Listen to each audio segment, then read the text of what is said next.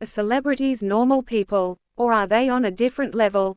They go to the grocery store, they eat at Taco Bell, and they have the same unplanned pregnancies that we do. And while our media is inundated with celebrities who have adopted children, we rarely discuss celebrities who have placed their children for adoption, usually before their careers really kicked off. These are our idols, the famous on TV that we look up to, and certainly we can admire their brave choices as well.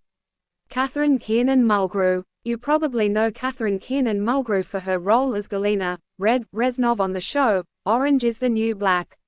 When she was 17, she left home to study acting at Stella Adler's Conservatory. Her first big role came during her junior year, so she quit school to portray Mary Ryan on the soap opera Ryan's Hope. It was shortly after accepting the lead role that she found out she was pregnant. The producers wanted to keep Mulgrew, so they wrote her pregnancy into the show. With no other support from family or the baby's father, Kate decided to give the baby up for adoption. However, she started looking for her baby shortly after giving her up for adoption with the church, but had no luck. She even hired a private investigator to aid her in this search. It wasn't until 1988 that she ran into the nun who supervised the adoption, and helped Mulgrew and her daughter get in contact. It was while Mulgrew was on the set of Star Trek, Voyager, portraying Captain Catherine Janeway, one of her most famous roles, that she received the call from her daughter, Danielle Gaudette. She immediately flew out to see her daughter, and the two have been close ever since. Joni Mitchell. Roberta Joan Anderson is a powerful and well-known singer, songwriter, and record producer. She took her husband's name after they married, and started going by Joni Mitchell. She was born and raised in Canada, but moved to the United States in 1965 and began touring. Rolling Stone called her one of the greatest songwriters ever. Rolling Stone also rated her album, Blue, the 30th best album ever made, making it the highest entry by a female artist. She released her 17th and last album of original songs in 2007. In 1965, she also became pregnant and gave her baby up for adoption. Being pregnant out of wedlock was a huge scandal in the early 1960s, so she felt as if adoption was her only choice. In 1997, she received a letter from Killorn Gibbs saying she believed Mitchell was her birth mother, and they met a week later. Roseanne Barr. Roseanne Barr is most known for her sitcom, Roseanne, which ran for 9 seasons on ABC. Before her success on Roseanne, she was a stand-up comedian doing odd jobs here and there. After her appearance on The Tonight Show starring Johnny Carson in 1962, she was suddenly thrust into stardom. In 1997 she was even nominated for a Golden Globe Award and won, but wasn't there to accept it. When Roseanne was just 17, she was pregnant with a little girl and decided to give her up for adoption. Roseanne admitted that she initially wanted to keep her daughter, Brandy Brown. However, she didn't think she would be able to provide for her since she was an unwed mother with no support. 18 years later, this story gets a happy ending. Roseanne and her daughter Brandy were reunited at last. Brandy actually went on to work as a production assistant on the set of Roseanne. Rod Stewart. Having sold over 100 million records worldwide, Rod Stewart is one of the best-selling music artists ever. He is a British rock singer-songwriter who was born and raised in London. When Rod Stewart was still in his teens, his girlfriend became pregnant and gave birth in 1963. She tried to keep the baby for a while, without any help from Stewart, but eventually gave the baby up for adoption when it became too much for her to handle. Rod Stewart tried to make contact in the 1980s when he first discovered the link with his daughter, Sarah Streeter, but the connection was unsuccessful. At the time, there was still a lot of bitterness held against Stewart by both Rod's daughter and her birth mother, Susanna Boffey.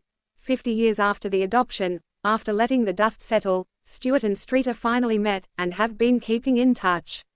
Sarah is Rod Stewart's first of 8 children. Dwayne Lee Chapman. Dwayne Lee Chapman is probably better known as Dog the Bounty Hunter. After being in prison, he wanted to turn his life around and became a bail bondsman and a bounty hunter. He was eventually featured on a program about people with unusual occupations, which led to him starring in the reality television show called Dog the Bounty Hunter. It ran for 8 seasons. He then starred in another reality television show, Dog and Beth, On the Hunt. When Dwayne was in his teens, his girlfriend became pregnant. However, she never told Dwayne. She ended up committing suicide shortly after giving birth to their son, Christopher Hecht, and he was given up for adoption. Dog the bounty hunter didn't find out about him until he was an adult when Christopher's grandmother called Dwayne to tell him. The two have since met and reconciled, but they still have a rocky relationship. Clark Gable. Clark Gable is an American acting legend often referred to as the King of Hollywood. He was born in Ohio on February 1, 1901. He quit high school at the age of 16 to pursue acting. He eventually married his acting coach who helped him break into the Hollywood scene. He acted in various movies and eventually attained his status as a legend in the 1930s. He then starred in famous movies including It Happened One Night and Gone with the Wind. While he was filming in 1935, he had an affair with fellow actor Loretta Young. The baby, Judy, was given to an orphanage for adoption to avoid the scandal of being an unwed mother. However, Loretta then went back to the orphanage and adopted Judy back. Clark only ever met Judy once, and the two didn't maintain a relationship. Clark Gable died in 1960 after suffering a heart attack. Lucille Ball. You may know Lucille Ball from her sitcom I Love Lucy. She was working as a model, comedian, and actress when she met Desi Arnaz and the two eloped in 1940. In 1951, Ball and Arnaz created one of the most loved sitcoms in television history, I Love Lucy. Lucille and Desi divorced, and Ball went on to marry Gary Morton in 1960. On April 26, 1989, Lucille Ball died from a ruptured aorta. In 2014, a woman named Cassandra Carlson came forward claiming that Lucille Ball was her grandmother. Carlson claimed that she was given her up for adoption in 1947 by Ball.